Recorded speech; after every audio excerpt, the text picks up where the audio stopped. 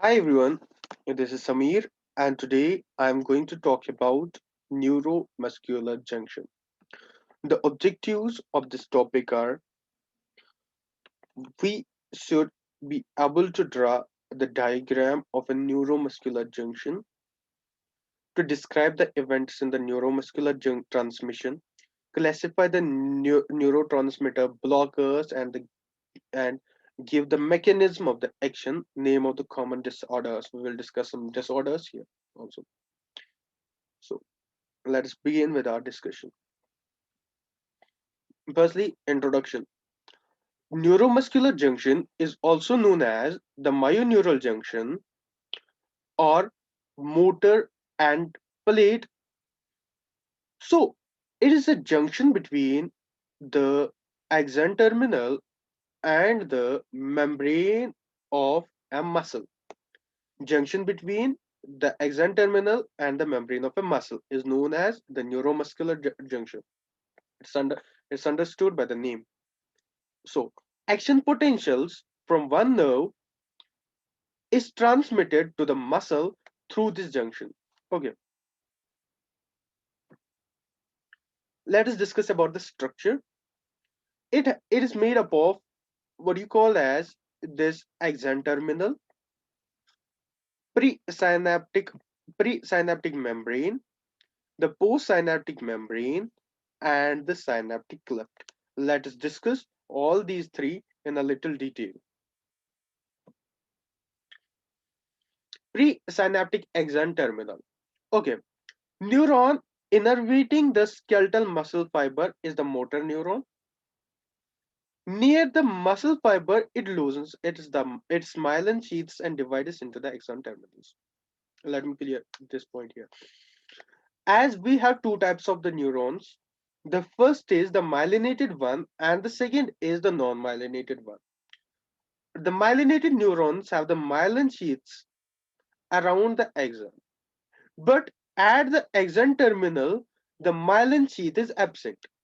Okay, so you can see here that near the muscle fiber, it loses its myelin sheaths and divides into the axon terminal.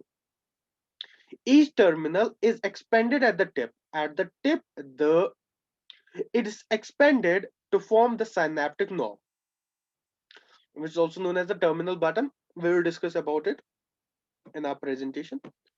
So, the presynaptic portion of the axon terminal, we are discussing about it. The motor neuron, its axon, its terminal with the muscle fiber it supplies from the we discussed about it. Terminal buttons lies in the groove known as the synaptic tuft. Now, vesicles gather at a specific points. As you know that the axon terminal is having many vesicles. Those vesicles are filled with the acetylcholine. Acetylcholine is a neurotransmitter. So these vesicles gather at a specific positions, specific points known as the active zones. Membrane at the active zones. Just remember this point. Membrane at the active zones is modified to form the dense bars. Bars contains the numerous voltage gated calcium channels. What is the role of the calcium gated voltage channels? What is the role of the calcium in the at the at the neuromuscular junction? We will discuss it in the upcoming slides. So now, synaptic cleft. As I told you that we have the presynaptic membrane between these two, and the postsynaptic membrane between these two, we have the synaptic cleft.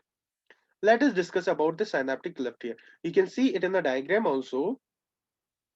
Okay, as I told you that we have presynaptic membrane, the postsynaptic membrane, and the synaptic cleft, the gap between these two. So if it is a gap, so it might have some width. So it is 50 to 100 nanometer wide. It's filled with the extracellular fluid. Muscle fiber is covered by the basement membrane or the basal lamina. It contains acetylcholine esterase. This point is very important. This synaptic cleft contains the acetylcholine esterase. What is the role of this acetylcholine esterase in the synaptic cleft? As we know that the information is transferred through the acetylcholine. If the acetylcholine will come from the presynaptic membrane to the postsynaptic membrane, from the presynaptic membrane, it will be in the synaptic cleft. So it will start accumulating there if it is not broken into the acetyl and the choline. So we have an enzyme there, that is the acetylcholine esterase, which breaks the acetylcholine into the acetyl and the choline so that they can be absorbed back, they can be utilized back in the reactions, in the in the transmission of the nerve impulse. So the postsynaptic membrane, let's discuss about the postsynaptic membrane now. Postsynaptic membrane is known as the end plate membrane also. I will discuss about it in detail in the upcoming slides. Okay, it's a part of sarcolemma and lies under the terminal button. Okay, it is the part of sarcolemma lemma, as you know that the membrane of a muscle is known as the sarcolemma. It is thrown into the several folds, as you can see here that it's thrown into the folds. So it's thrown in the several folds. These are known as the junctional folds. So to increase the end plate membrane area, so to increase the area, and it contains the acetylcholine receptors, which contains the voltage gated sodium channels. This point is important. I'll tell you. We have the acetylcholine receptors. When these are present in the synaptic cleft, these will these receptors will bound to the what we called as the receptor. These will be bound to the acetylcholine receptors that are present in the postsynaptic membrane. Once they come in contact with the acetylcholine receptors, the voltage gated sodium channel will open and there will be sodium influx. I told you before also that the synaptic cleft has extracellular fluid in it, and in extracellular fluid the sodium ions are present in majority. If the voltage gated sodium channels will be stimulated, will be thrown open, so these sodium ions that are present outside will come and move inside the muscle membrane. We'll discuss about it in a detail. Now, acetylcholine receptors, these are nicotinic types. Okay, there are 15 to 40 million end plate. Per end plate there are 15 to 40 million. These are chemically gated ion channels. Okay, these are blocked by a okay, just leave this. Contain the voltage gated sodium channels and allows the passage of cation only. I will discuss about this point that it's written that contains voltage gated sodium channels and allows the passage of cations only. Here is written cations. I will clear this point in the upcoming slides. Now the neuromuscular transmission. Okay. Transmission of the impulse from the motor neuron to the skeletal muscle. It takes place. The mechanism is divided into three parts. We will discuss the mechanism in three parts. First is presynaptic events, then the synaptic events, then the postsynaptic events. Firstly, we will discuss about the presynaptic events, then the synaptic events, then the postsynaptic events. Is it okay for you? Okay, let's start discussing these. Presynaptic events. Main purpose. Main purpose of presynaptic events is to release the acetylcholine into the synaptic cleft. Presynaptic events. These events will take place at the axon terminal. So the main motto is to bring the acetylcholine towards the synaptic cleft. Okay, what are the steps involved in it? Action potential arrives at the axon terminal and depolarize the membrane of the terminal bulb.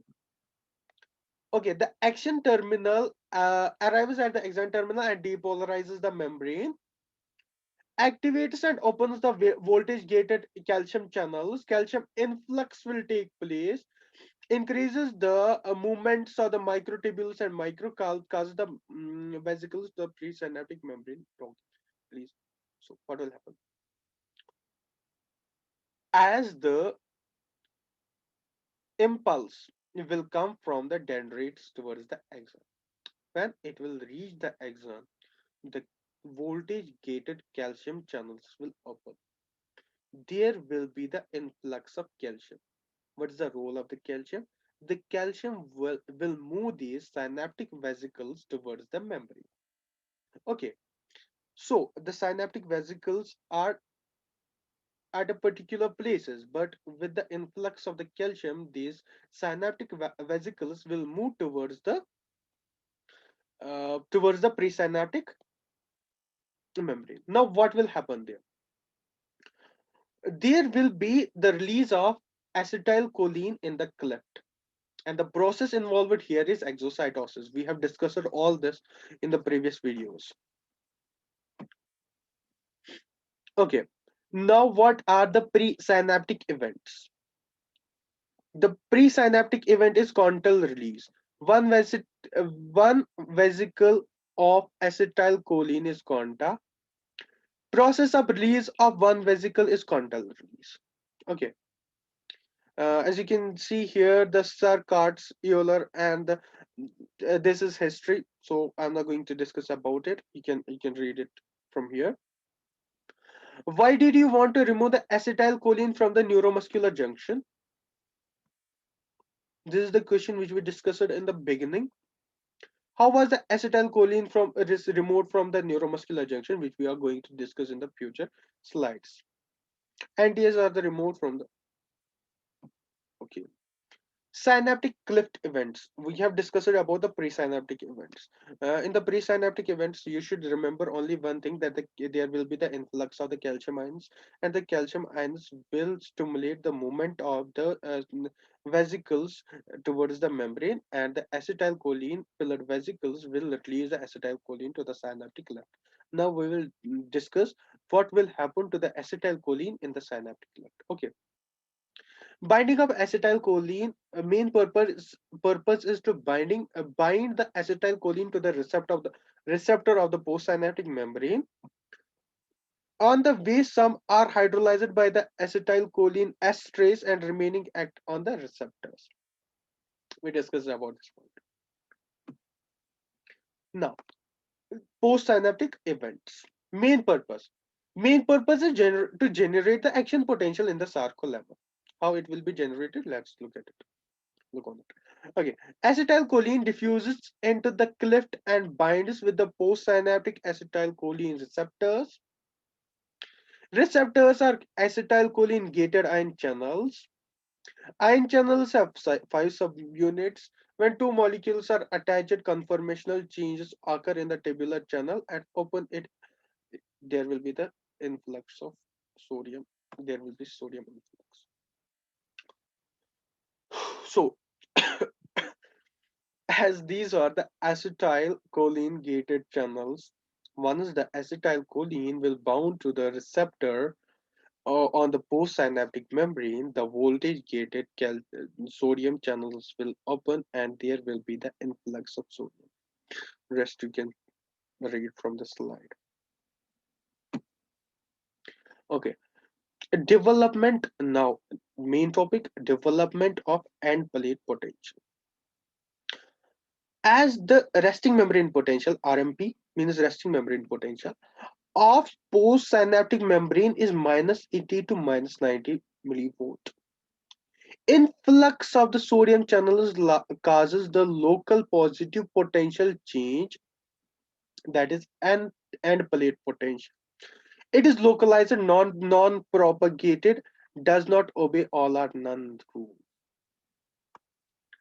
Let me discuss this point first. There's difference between the localized and non-propagated. Localized means the potential is generated only a specific point. This potential is not going to spread. You will discuss all that. We have discussed it in the previous topics. Let's not confuse ourselves here. And if anyone has not understood this, you can contact the teacher. It does not obey the all or none principle. But when the critical level of minus 60 millivolt reaches, triggers the action potential in the muscle fiber and bone. Okay, as there will be the a muscle arresting membrane potential is minus 80 to minus 90. Once there will be the influx of the sodium, as it will move towards being more positive, as more positive ions are moving inside the membrane. So the potential will go up to minus 60 millivolt, and it triggers the action potential in the muscle fiber in both directions. I hope that you all understand the difference between the resting membrane potential and the action potential. Some students, I have seen some of my friends, they are confusing between these two terms. What is resting membrane potential and what is action potential? So please revise this if you don't know the difference. Okay, at rest, small quantity of acetylcholine are released from the nerve terminal. Each vesicle releases produce weak and palate potential, that is zero point 0.5. Okay, just leave this. Now, a removal of acetylcholine by choline esterase within 1 millisecond by two ways, mostly destroyed by acetylcholine esterase in the synaptic cleft, as I discussed about it. It remains diffuses out of the synaptic space and no longer available for the action. So initiation of action potential in a muscle fiber. As you can see, these receptors, as you can see here, the voltage gated sodium channels are opened, and the sodium is diffused in. By the diffusion of the sodium inside the membrane, it will there are, as you know, there are the T tubules. Okay, you can see here the acetylcholine releases sodium entry, and the voltage gated sodium channels will open. Muscle fiber action potential initiates. Okay, local current between the dipolar atoms, we have discussed all this. Let's move forward. As you can see that this is the motor neuron. These are the acetylcholine vesicles. This is the calcium entering the voltage through the voltage gated channels. This is the release of the acetylcholine. This is the acetylcholine. Here you can see the acetylcholine receptors. Acetylcholine esterase is also present here, which helps us in breaking the acetylcholine into the acetyl and the choline group. Let's move forward. Now, there are some drugs that affects the neuromuscular junction, which are known as the neuromuscular blockers. Okay, this blocks the neuromuscular transmission at the junction. If sometimes we don't want to, we don't want the acetylcholine to be released. We don't want the what do you call it, the action potential should be generated in the muscle. We have some drugs for it. We have curare, as you can see, these drugs here. We have botulinum toxin. uh, you can look at on these drugs if you want, because at this period of time I don't think these are important, but if some student want to study, he can study from here. Now it's the here I have written the curate. It is active principle. You can read it all. The combine with the, okay, it blocks by combine with the acetylcholine receptors. So acetylcholine cannot act on a receptor and no end plate potential is developed. So these receptors are blocked. As you can see, the case of the myasthenia gravis, in which the receptors of the acetylcholine are destroyed. This is the another drug. The another drug, if you want to study, you can study it. This is another drug. Okay.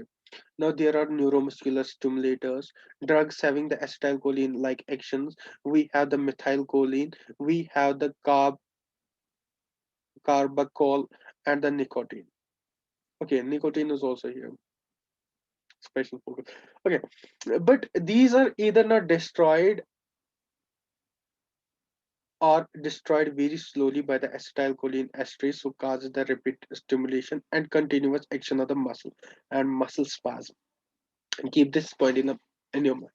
As acetylcholine is destroyed by the acetylcholine esterase, but if we have the nicotine in it, it will not be destroyed by any mechanism. We don't have any enzyme to break it, so the action, the potential will be transferred and transferred and transferred, and there will be muscle spasm, which we had discussed in the previous chapter. Drugs that inactivate the enzyme choline esterase negostic dig amine. So sorry, it's very difficult for me to pronounce all these words. So it leads to the repeated stimulation and the continuous action of the muscle example, we can say it. Then there is the disorders of the neuromuscular junctions. The main disorder is the myasthenia gravis, as you can see the Amitabh Bachchan here. It's an autoimmune immune disease. Antibodies are produced against the acetylcholine receptors and they destroy these channels. Okay, this is about the myasthenia gravis. So acetylcholine release will not produce the adequate end plate potential and excite the muscles, as the receptors of the acetylcholine are destroyed in the myasthenia gravis. So the acetylcholine will not be able to produce the enough end plate potential, so the muscle will not be excited, dies of the, so there will be the paralysis and the patient will die of the paralysis of the respiratory muscles. Now there is the another, that is Lambert Eaton syndrome. Antibodies are produced against the calcium channels. Here the antibodies are produced against the calcium channels. In the myasthenia gravis, the receptors of the acetylcholine were destroyed, but here the antibodies are here the calcium channels are destroyed. Here the produced against the calcium channels present on the presynaptic calcium influx decrease. There will be the decrease in the acetylcholine, as the acetylcholine calcium will trigger the acetylcholine to move towards the presynaptic membrane and release the acetylcholine. If the channels of the acetylcholine are not there, so the calcium will not, sorry, if the channels of the calcium are not there, so the calcium influx will not take place, and if the calcium influx will not take place, then what will happen? Then the neurotransmitter will not be released. The another is, as you can see, the LEMS and the myasthenia gravis. These are the antibodies are again as the neurotransmitter where acetylcholine is released, and antibodies again as the muscle receptor of the acetylcholine. So started at the extremities and moves up. Started at the eyes and moves down. These are the points you should know. Uh, so let's move towards the last page of this slide. Thank you. And I will end my presentation by this: insanity. Doing the same things over and over again and expecting different results. So, best of luck. Best of luck. Keep studying.